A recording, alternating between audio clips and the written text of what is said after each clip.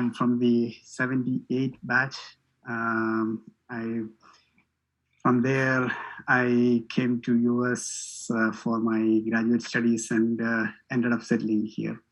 Now, since '92, I've been working in the automotive area, and that's how the automotive came as the topic for today. At least when we were growing up in India, the car was a luxury, not a necessity. But today, the car is really a necessity rather than a luxury. If you look at the growth of the number of cars running, in talking about 300 million cars, now we are about 1.4 billion cars running around the globe, really. So you can see the growth from my school time to now, which is tremendous. Now, along with that, really speaking, when I joined the automotive company, I really didn't have any clue about the cars. Of course, we have the basic engineering, but other than that, I really didn't know much about the cars. Now, from there, today, when we talk about vehicles, I'm sure now everybody thinks about the electric vehicles. Let's look at the electric vehicle market. If you look at the electric vehicle market in 2020, it was only about this is the cumulative. Okay, it's a total about 6.8 million cars in the world, electric vehicles. So if you look at as a percentage of the total vehicles, it is a very, very small number. It's less than 0.5% of the vehicles are really electric vehicles.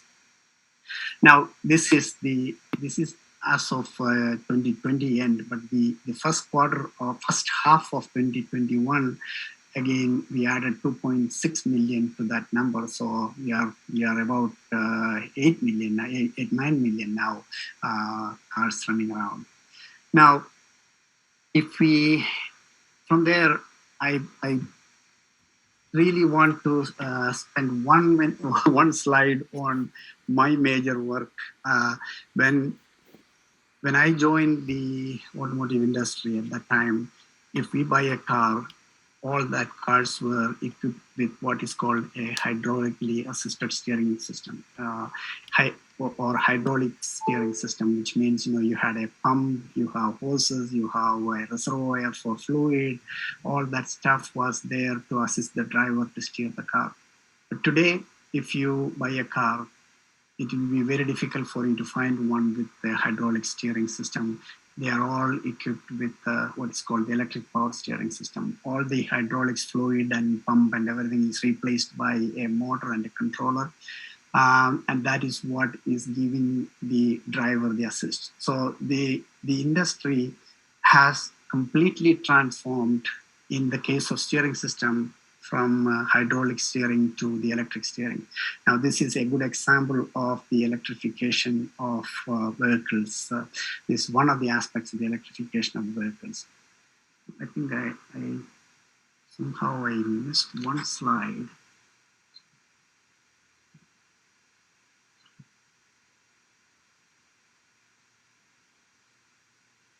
That was hidden, that's why. So if you look at the cars from the early 1900s when Model T was introduced to now you can see that at that time basically there was nothing electrical other than a couple of bulbs and a 9-volt battery. From there, we came a long way in terms of introducing more and more electrical stuffs in the car. Including the navigation, all the human machine interface systems, the electric power steering, regenerating tire pressure monitoring, heat seating even. I mean, all the heat seat adjustments, window adjustments. I mean, you name it, everywhere there is electronics and electrical stuffs in the car today.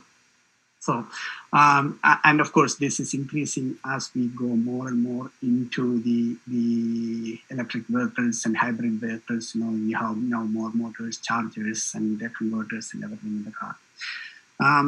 So the electric power steering is really a good example of the electrification. Now, if you look at the total cost of the car, in 1970, only about 5% of that cost was electronics based.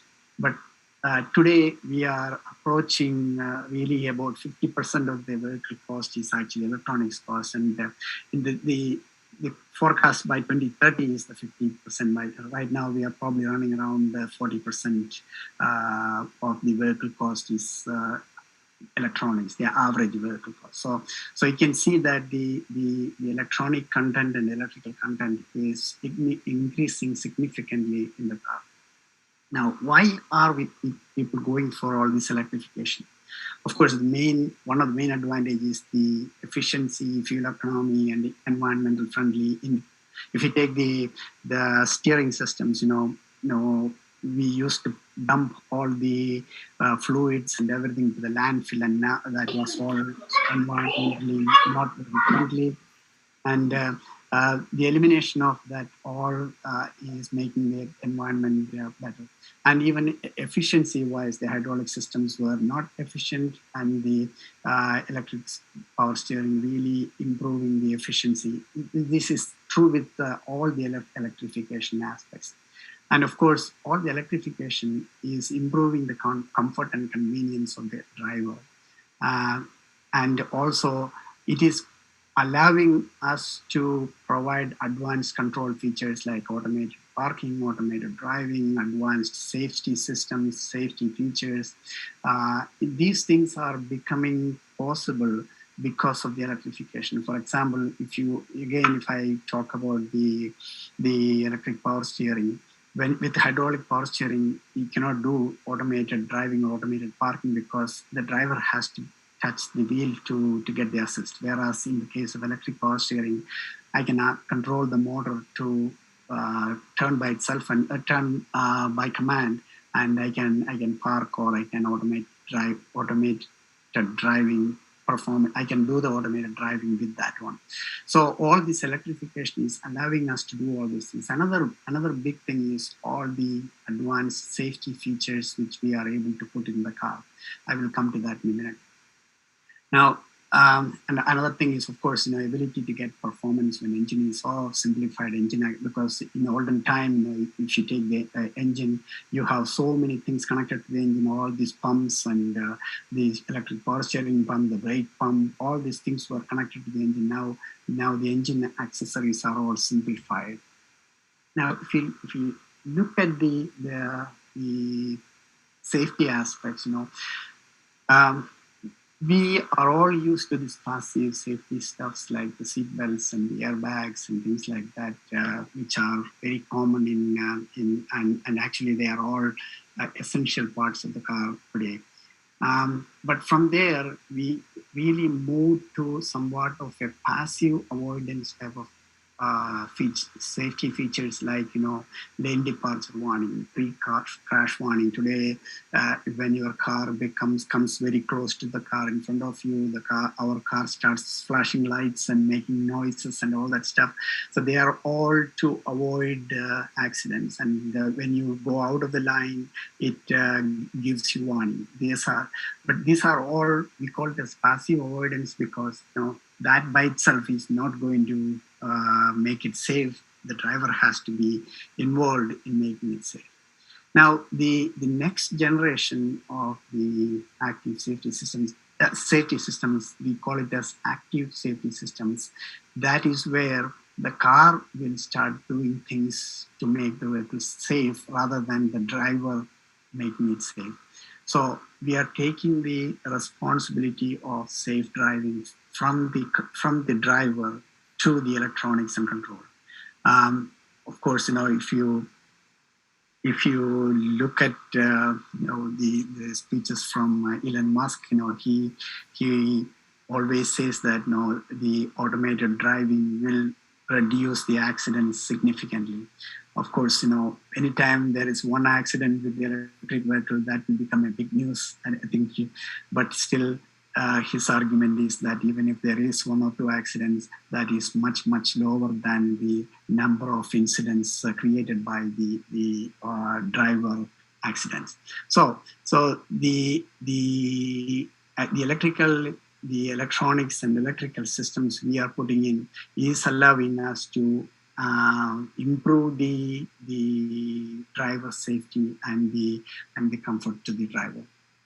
Now, so our objective is really with the electrification is really to put an end to these type of sceneries on the roadside. Of course, one of this car is my car, so I took a picture of that one, so I thought I will use it here.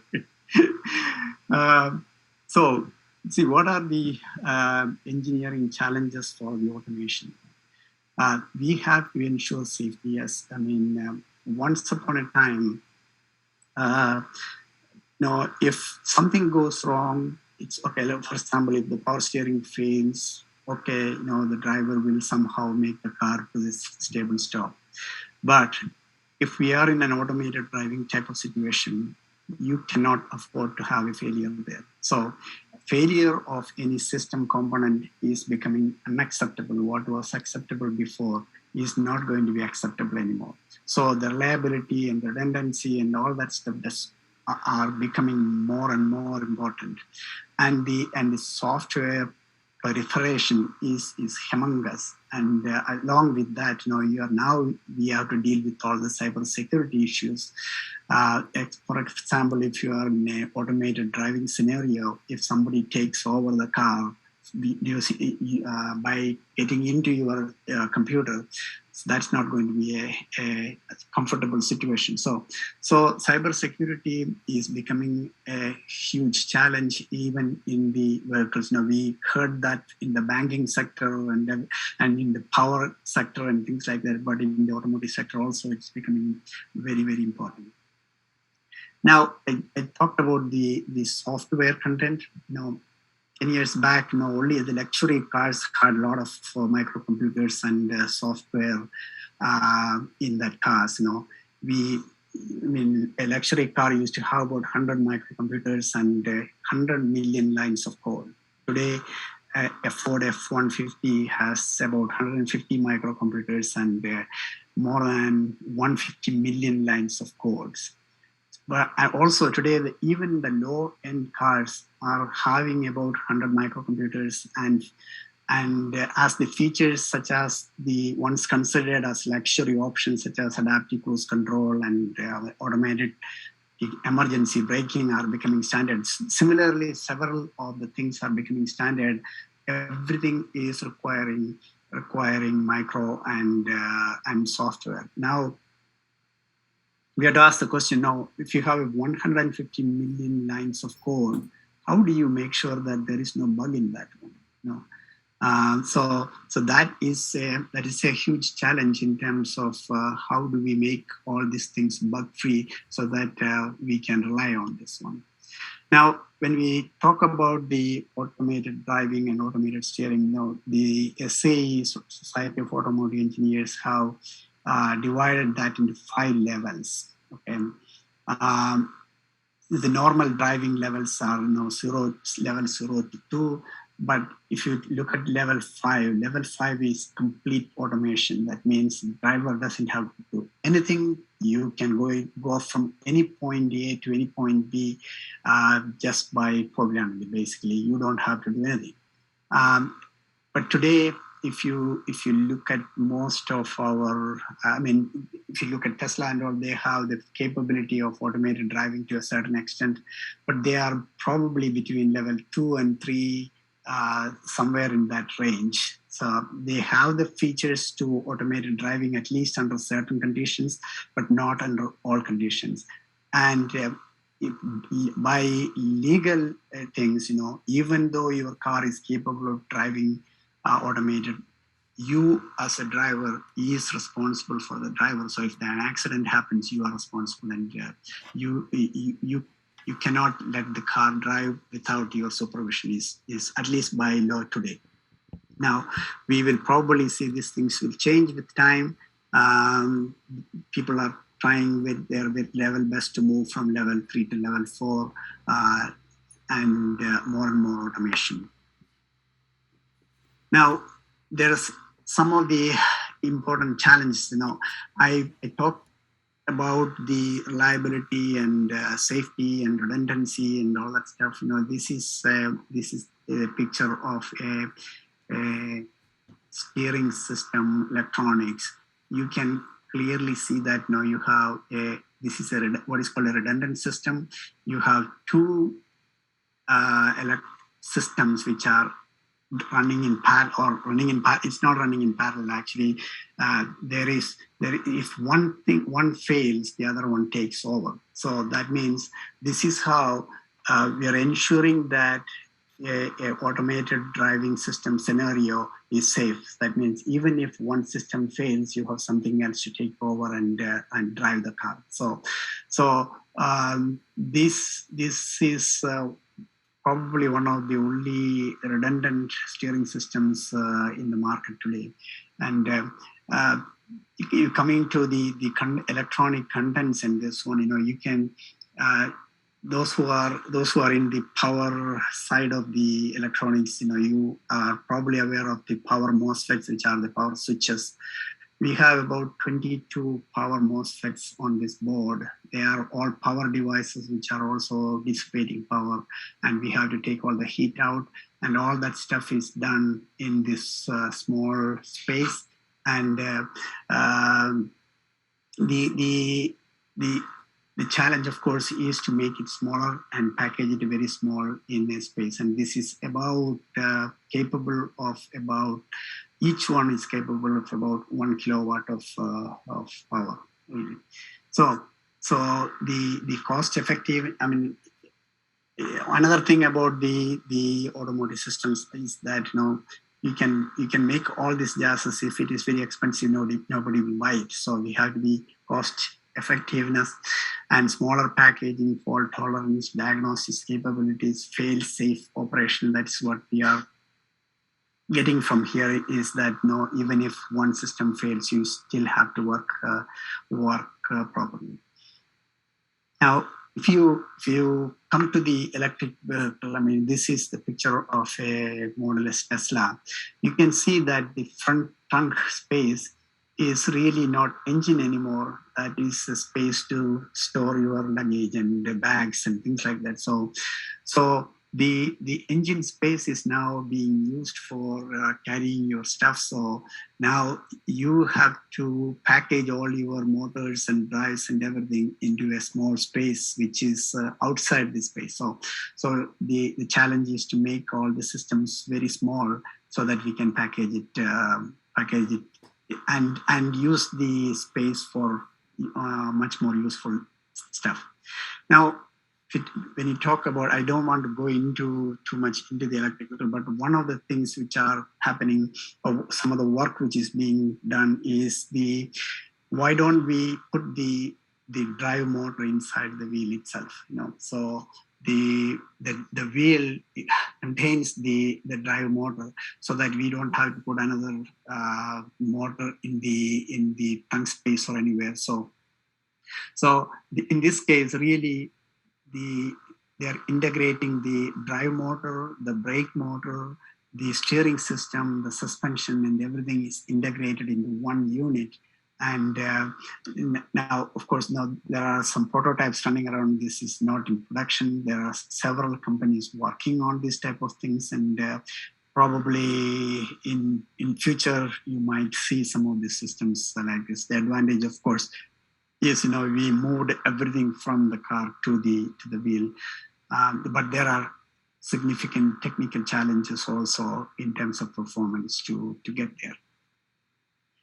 Now, when we talk about EV, one of the biggest challenges is really the battery.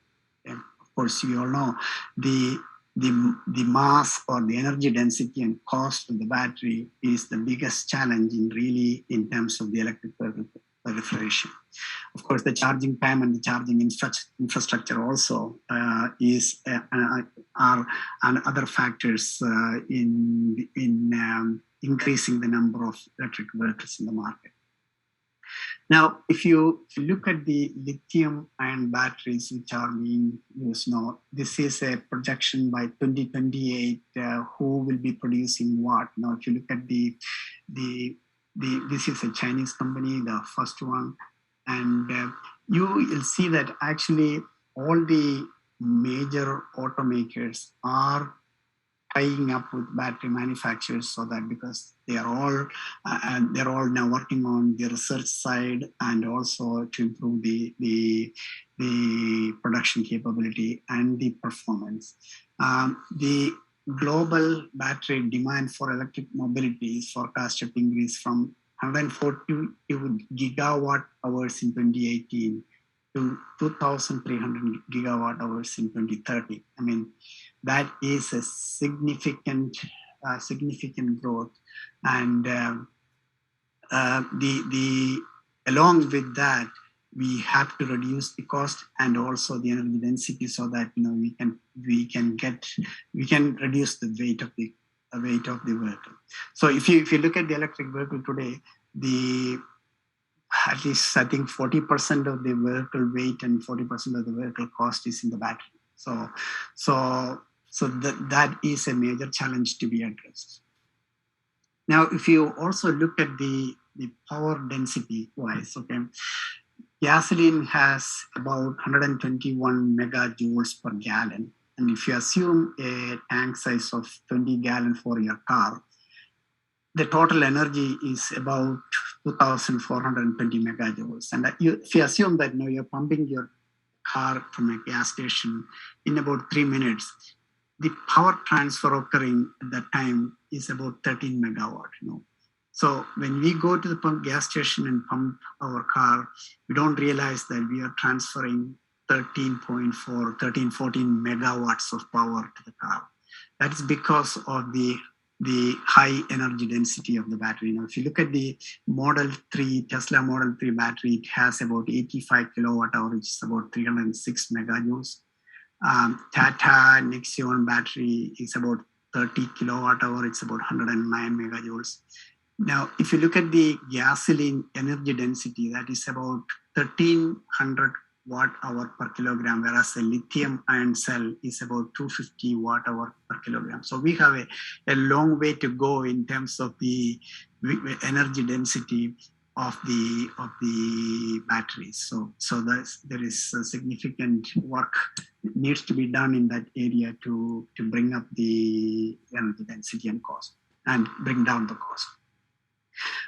So even with the what is called the superchargers, which are about 100 kilowatt to 150 kilowatt charging. Now we are still talking about half an hour charging time for the battery. So we still have a problem in terms of how do we compete with the 3 minute charging of the gasoline tank versus the battery. So in terms of opportunities, new battery technologies, there is significant opportunity in that area. Battery charging and wireless charging is also being looked into very much. This picture is a wireless charging center for the buses. So these buses stops at a lot of places. So when they are stopping, they can charge it wirelessly. So these are all things which people are trying out in terms of viability and whether it is reasonably we can be doing it or not. So that's a wireless charging on the road, so that when it is stopped, it can be charged. Again, this is an article which came up in IEEE spec. Battery recycling is going to be another huge area of need of recycling when capacity drops below. So typically in an electric vehicle or in a car, when the battery capacity drops down below 80%, it is considered as not useful for the car. So basically you have to throw it away. Now today, some of them are being recycled for energy storage, especially with the renewable energy production the variability of the energy sources in the power grid is huge, and you need storage for the energy. So that these batteries are being used for the batteries which are coming out of the cars are being used for storage in the big power grids. There is also significant effort in reclaiming the rare components in the lithium-ion batteries, because when the lithium-ion batteries are thrown away, can you reclaim the rare materials so that we can reuse it? GM's Ultium cells and lithium cycle partnering to recycle this material. And it's not only GM. Every company, every battery company, and the OEMs are also working on, what can we do in terms of recycling the battery. Now, you all heard about all the chip shortage, and the car makers are stopping the production. I thought I should just spend 1 minute on that one. Of course, the major reason for the chip shortage was all originated because of the COVID-19. Due to COVID-19 pandemic, more people were staying at home. They were using more laptop, desktop, tablets. They were all buying all that stuff. And suddenly, in the fourth quarter of 2020, the computer sales were up by 26%. Okay, so every device needs ICs and chips and everything. Then the other factor, there are several factors which created a perfect storm in terms of all these chip shortages. China and United States, it's pretty much starting a trade war, really. In 2020, United States government placed restriction on Semiconductor Manufacturing International, which is a Chinese biggest chip manufacturer. So these restrictions force companies to other sources such as Taiwan and Samsung and others. But how these companies were already producing their maximum capacity, now it created a much more challenge for them. And in addition to that, in 2021, Taiwan experienced the worst drought in 50 years, caused problems in Taiwanese chip manufacturing. This chip manufacturing requires a huge amount of highly purified water for their manufacturing process. And for example, this Taiwan company uses 63,000 tons of water. So, but anyway, so these things are all affecting us. And the other thing which really is interesting is, in the early 2020, when this pandemic started, the automakers and suppliers were temporarily closing down everything, and they were expecting that, like any other recession, the economy will go down and nobody will be selling cars anymore. But that was true for a month or so, but immediately the sales of the cars have picked up and the demand became very high. And the automakers really did one other thing is, since expecting that the market is going to go down, they canceled all their orders of the electronic chips and things like that. So the chip manufacturers diverted all that stuff to other applications. So really, when they started to reopen, basically there was nothing available for them. Now with all these things, what is happening is the auto manufacturers are making partnerships with wafer manufacturers and chip manufacturers. They are putting new investments. This wafer manufacturing is highly capital intensive process. You have to put in a lot of money. So these wafer manufacturers don't want to put in capital unless there is a sure guarantee that somebody is going to buy their products. So now the auto manufacturers are partnering with them, and they're promising that they will buy certain amount of chips anyway. So that is allowing them to invest the necessary capital to get this wafer manufacturing done. Now, I think this chip shortage is going to continue for some more time. I think probably mid 2020 or even later. So if you look at most of the auto manufacturers, they have shut down quite a number of manufacturing, or they are going, reduce the amount of cars they are making. So this year they have reduced the number of cars they significantly. So to conclude, the automotive industry is going through a tremendous transformation. Electrification and automation activity will continue.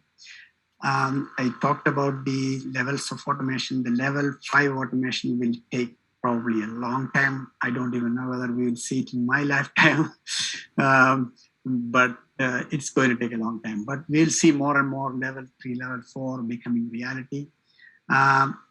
Battery and storage technologies will improve both cost and energy density, because a significant amount of work is going on in that area, and I'm sure you will see more and more advancements in that area.